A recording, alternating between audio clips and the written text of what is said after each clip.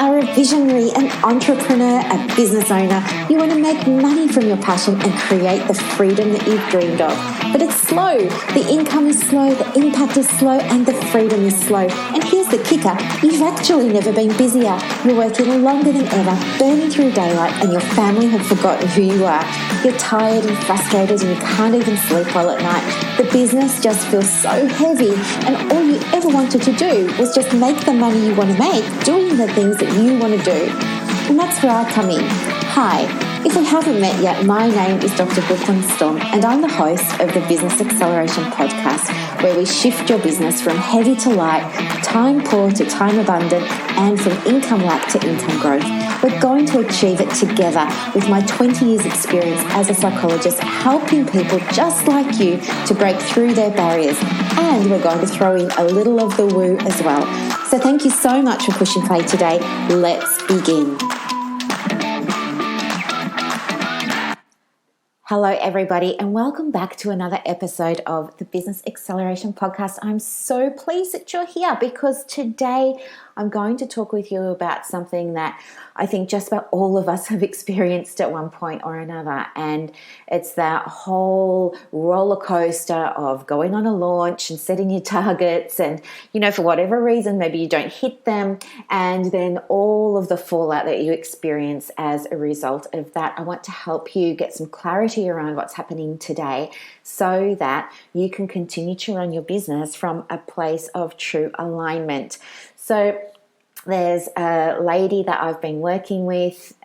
She's given me permission to share this story. So she has been in the executive coaching space now for about 2 years, and it's just her. She mostly works from home, and then she goes out to corporations and big organizations, and she delivers workshops for them on things like mental health first aid, anxiety in the workplace, executive stress management, things like that. And she mostly works with places in Australia like banks and, organizations like that. And she's been really enjoying her work. She loves it. But lately she's decided that she wanted to move more into the online space than the offline space, which is great. So what she did was she took one of the programs that she's been running at a bank, and she thought, I'll see how I can package this up so it can be delivered online. And so that's what she did, and she was really excited about it, and she did all of the right things. On paper, she took all of the right steps. And by that, I mean she broke it down into 6 modules. She recorded a video, she created a worksheet, she created audio for each of the lessons. She put the program together as a little bundle, and she decided that she was going to beta test it. And when a beta test, for those of you who don't know, is when you want to take something to market and you just want to test it out to see if there's a market for it, number one, and to get social proof, like testimonials from people who participated in it that you can then use when you want to sell it at the proper price. So a beta program is, if you can participate in anybody's beta program, I highly recommend it, because it's when an entrepreneur has put their heart and soul into creating what they think is the ultimate program or package that's really aligned with their brand vision, and it's really aligned with their purpose. And I believe that business is an extension of your soul. So it's your baby, it's part of you, it's got you all through it, the essence of you all through it. And so you can get some really great bargains, if you like that word, by signing up to people's beta programs. But anyway, so she had this beta program, and she'd set a goal for herself. Now, normally with a beta program, what would happen is people would charge maybe half the normal recommended selling price that they're going to be selling it for down the track. So she put $97 on hers with the intention of selling it for $197 after she got the feedback from the beta group, made the changes that they suggested, got her social proof, relaunched it. Anyway, so she does the beta program, and it's mainly, friends and colleagues and people who know her that sign up, and it goes quite well, and she gets some good testimonials, and she thinks it's ready to take to market. And then anyway, she goes on the process of launching. Now, lots of people think launching is a real headache. I don't. I think if launching is a headache, it's because you're not doing it from a place of alignment. Like there's something that's not feeling right for you. So I don't want to go off on another tangent here because I can sometimes do that. But when you're feeling like a launch is pressure, when you're feeling like it's heavy, when you're feeling like you just can't, when you're feeling stressed about it, then that's telling me that it's bringing up something for you that's already inside, that perhaps needs to be worked on a little bit. Perhaps it's around fear. What if nobody buys my program? What if it doesn't get in front of enough people? What if people do buy it and they leave me horrible feedback? What if? And, so there's a whole lot of this kind of stuff that I think makes launches stressful for people who haven't done that work before they launch. Do the work, guys, and then your launch is going to be a heck of a lot easier. Trust me. Anyway, so she goes to launch it at the full price and she does this whole launch process. Now, a launch process it's really up to you. It's your business and you have to do what feels right for you. Typically for me, a launch process is about a week. I will start warming up my audience for about a week and then I will say, by the way, I want to share with you that the doors to my coaching program are coming up for enrollment, which incidentally they are, but that's another story. So I will take a week to sort of warm everybody up, and there are other approaches to launching that you can do as well. Like some people really like to have, a long runway leading up to their launch. They really want to be in front of their audience consistently a certain number of times a week to make sure that they're on their audience radar before they then go into their launch. So it's different for everybody, and she did hers and nobody signed up, and she'd set herself an income goal for that launch of $10,000. Now, her overall annual goal is $100,000 from doing these online programs. So when she launched and nobody signed up, she was really upset about it, actually. She was not happy. She was questioning herself. She was doubting herself. She was mad at her friends and family because she felt like they hadn't been honest with them in their feedback about her program. She, lost sleep over it. She felt like she wasn't cut out to be an entrepreneur. All this self-doubt came up. All of this questioning came up. And she found it really hard to, bounce back. I mean, you need to have a certain level of resilience as an entrepreneur, which is super hard when, the business and your program are coming from you. It's not somebody else's program that you're selling. It's something you've come up with that you've put your energy into. So it's very hard not to take it personally. And unfortunately, she did. And, when she came to me, she was telling me this story, and she was in that place where she's thinking, what am I going to do? And, I don't think I want to launch again. And maybe the online space wasn't for me. So I wanted to share this with you today because I think what's happened here is she hasn't really tuned into a few things. Now, first of all, when we talk about alignment in your business, you can imagine maybe like a compass, and the word alignment is in the middle, and then you've got all these little directions coming out from that middle, leading on to different things. So alignment in itself is a concept, but it's also a verb. It's a doing word. It's a becoming word. So what we were able to figure out is that she hadn't created her program in alignment with what her audience needed. By testing her program on friends and family, she was going to get biased feedback. She wasn't somebody who had a friend in her corner that, tells her bum looks big in that dress. She had people who were very well-meaning and love her very much giving her support instead of giving her objective feedback. So that was probably the first thing that happened. She didn't align that beta program initially with her preferred audience. And as a result of that, what's happened is she hasn't got the feedback that she's needed, and she's taken a product to market that nobody wants.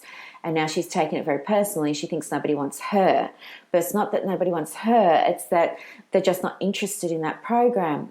They're not interested because she doesn't know. She's not aligned with her audience needs. Okay, she's got a great audience. I mean, all the banks that she's worked with, she's got all their email addresses. She maintains contact with them. She goes out to lunches with them. She was invited to one of the bank's Christmas parties last year, and she's a contractor. So, it's not that she doesn't have an audience. The audience is there, and the audience would have seen her advertising this beta program when it came out, and they just didn't, take. So what's happened is she missed the boat here in terms of getting on board with what her audience really needed. That was the first thing. So there was a misalignment there between her service and her program and what her audience wanted. The other thing too was, I think when you attach your value to the outcome, that is when things can really start to go a little bit pear-shaped for you. And I think there are different ways that you might be able to align with, instead of the outcome, things that you learn from the process. So just because she didn't hit her $10,000 goal for the launch of that product doesn't mean that she's no good at launching.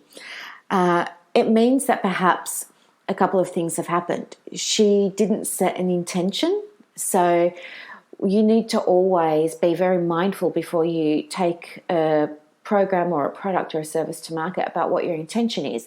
So we mean, is your intention to create an impact? Is your intention to educate? Is your intention to inspire? Is your intention, all of those sorts of things, to create connections? Maybe it doesn't matter, but you need to be clear on what the intention is. And then you need to take that further and say to yourself, why? Ask yourself, why is this important to me to get out there? Why do I want to have an impact? Why do I want to educate my audience about X, Y, and Z? Why do I want to inspire my audience when it comes to this particular topic? Why? Anchor into that. And then think about, okay, this is what my audience really want to hear. How can I deliver what they want to hear in a way that makes it easier for them to hear it? Okay, so this is another really common one. I think lots of people are all over social media and they're not concentrating enough on email or, LinkedIn. I don't consider LinkedIn social, media. I think Facebook and Instagram and all of those sorts of things are, but not LinkedIn. But, making sure that you're delivering it in a way that your audience want to hear it. Now, when she was selling her program, it was delivered via email. And the customer, the client, was going to be able to receive a fresh email, video, and audio every Monday for the 6 weeks. Now, she didn't test her market. She never asked her audience, who she's only ever delivered in-person presentations for, how they feel about signing up for a course at $197 where they're going to get 6 modules delivered to their inbox. Okay, and so what we have since found out is that her audience they're not interested in receiving any courses from her in their inbox. They're interested in her delivering in-person training. So what she's been able to do now is go back to some of those key stakeholders and say to them, well, listen, I'm not as available anymore doing the in-person workshops. How can I still get you this information in a way where you still feel like it's been delivered in person? And now she's created a program where she's doing live webinars for, particular industries on particular topics. And that seems to be going so much better. But you see what I mean? She was out of alignment again in terms of how her audience needed to receive that message. Okay. I want to get back to, when we attach to the outcome. When you attach to the outcome, when you attach your success to that $10,000 like she did and it doesn't happen, of course you're going to feel bad about yourself. But when you're squeezing onto that 10,000 so hard and so desperately, you know what happens energetically. Energetically, it makes the universe say, this is repellent. I don't have enough wiggle room here to go out and deliver what she really needs. I can't go and bring her those clients. I can't go and help her with her messaging because she's holding on too tight. You have to let go. And so there are absolutely some ways that you can do that. And one of those ways, of course, is by really thinking about the process that you're using and really kind of shifting the way you interpret your goals and your outcomes. So I'm going to help you, and I'm going to give you some transformational questions today. And I will also, I've had some feedback that it might be a good idea to give you a worksheet that has the questions on, so you can just download it rather than, I was saying before in previous episodes, go and hit pause, grab a pen and paper. But somebody said to me recently, that might be just easier if you can make it a downloadable sheet. So I've done that for you. So I'm going to tell you what the questions are, and then you can just grab the worksheet from the show notes and you'll be able to work through them yourself. But there are a couple of questions. I guess the first one is, what could you do now that could help you experience fulfillment from the journey rather than the outcome? And the second one is, what action would you be comfortable attaching yourself to that wouldn't disappoint you and that could still contribute to your overall financial goal? I think when I was going through this process, because I think we all go through it because we're just going by gut instinct, aren't we? And a lot of the time it's learning as you're going. But what I can share with you from my experience is, now before I launch a program, I don't have products really. Well, I do. I've got a couple of shops, but I haven't been marketing the stock in those because it's not where my heart is at the moment. My heart is more in programs and services. But for me, what I do now is to get into alignment. I think about my higher self, and my higher self, or my best self, she's living her best life, and I want to really tune into what she's doing. And it's from that place that I inform the way that I'm going to deliver a launch and how I'm going to feel about the outcome of that launch, regardless of what the figures are at the end, regardless of whether I hit that financial goal. Because guess what? That financial goal is only one part, right? I'm not only focusing on the goal. I want to know how many people clicked on my landing page, how many people clicked through the landing page and signed up, how many people joined the webinar and then dropped out, how many people requested a replay, what did people learn about what I'm sharing, what did I learn about the process of launching. Can you see? It's more than, it's like being in a dark place and you've got a torch, and you can turn that torch on and you can look over there and just keep it focused on the money, or you can shine your light more broadly and look at everything. And I think that's better because it gives you a much clearer picture of what's been going on. So what I do now is, yes, I think about my higher self and what she's doing and how she's doing it, how she's interacting. It's about interacting. Everybody says engagement, and it's so true. You need to interact with your audience. I set my intention, I create my goals from a place of total alignment with my audience, with my higher self, with my brand vision. I map out the how, I map out the journey. If I say to myself, well, I want 5 clients, because that's one of my goals. I have a goal of enrolling 5 clients every quarter into my coaching program. And so, that's a goal that I have in enrolling the clients. But the outcomes that I have are going to be things like, what did I learn from this process? How did I fare with my Facebook ads? How many people booked calls with me? How many people said that they wanted help, and then when they found out the cost said no? Like, I want to know all of that information. And I have to map out how I'm going to do the launch and what I'm going to focus on. I have to then actively implement and track my numbers, okay? This year is about tracking. And so track how many people gave you a favorite GIF when you announced that you're going to do this program, and how did that make you feel? How many people clicked through to your landing page? How did that make you feel? How many people wanted to join your beta program? How did that make you feel? How many people showed up and did the work? How did that make you feel? Focus on the feelings, focus on the lessons that you're getting, because every single launch is a gift. It doesn't matter if it totally bombs out. Let's say you think you've taken the absolute best product to market. Maybe it's a coaching program, maybe it's a wellness program. I don't care what it is. Let's imagine you've taken it, you love it, you know it's gold.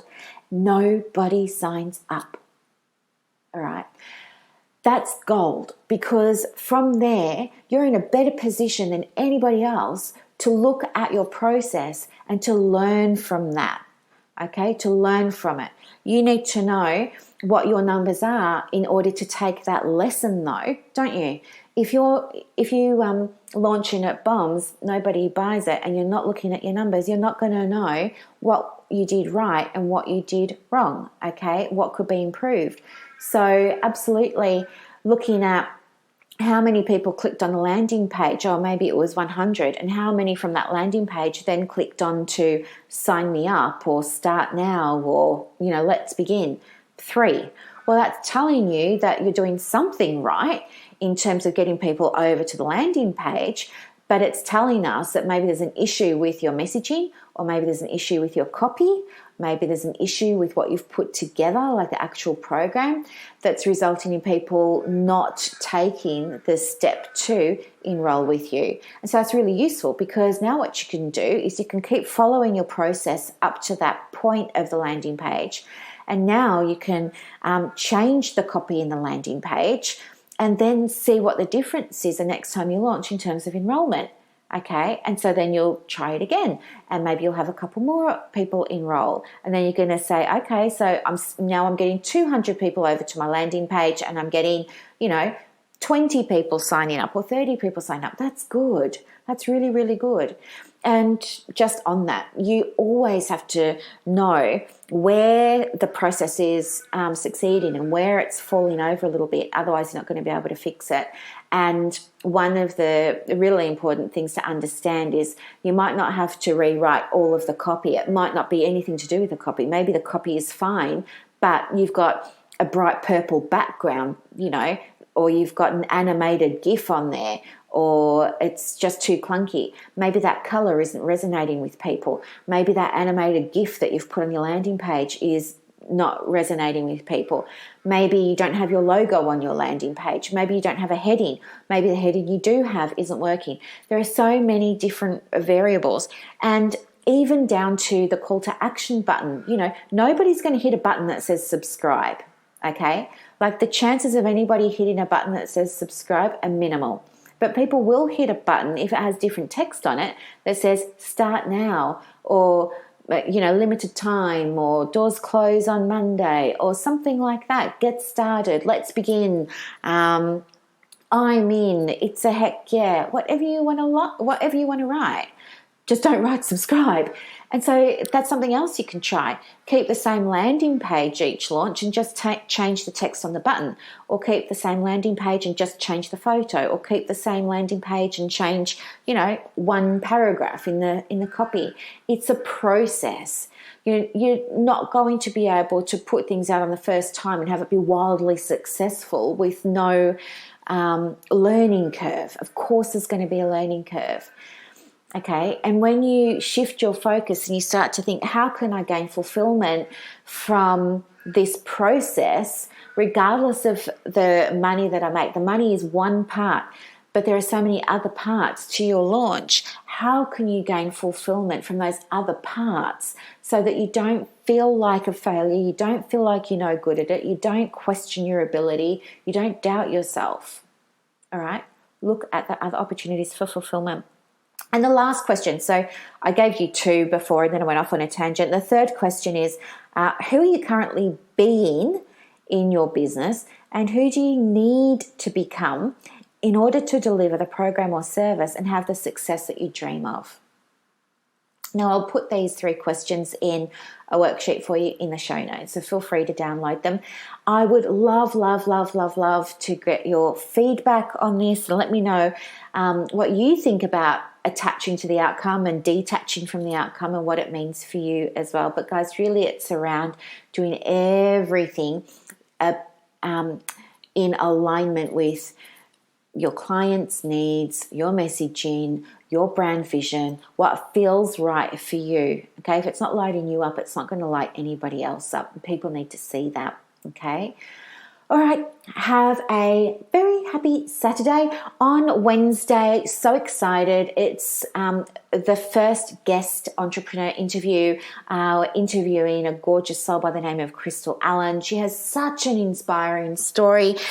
She's an entrepreneur that's also, like us, she's very soul-centered and spiritually inclined, and she's going to share with us a little bit about her journey through starting her business and why she began it, some of the challenges she's experienced, how she's overcome them, and where her business is now and her plans for the future. And it's definitely an episode that you're going to want to tune into. So yes, stay tuned. And if you have ideas for podcast episodes that you'd like to hear, like this one today from Michelle, please send them through to me at just hello@brooklynstorm.com, and I'll put that in the show notes too. Have a very happy Saturday, guys. I'll talk to you later. Bye.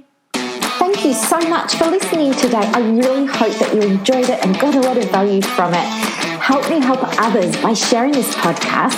And if you feel called to leave a review on Apple Podcasts, remember to let me know so that I can send you a very special thank you gift. Now go and build your dream business, and I will see you next time. Bye.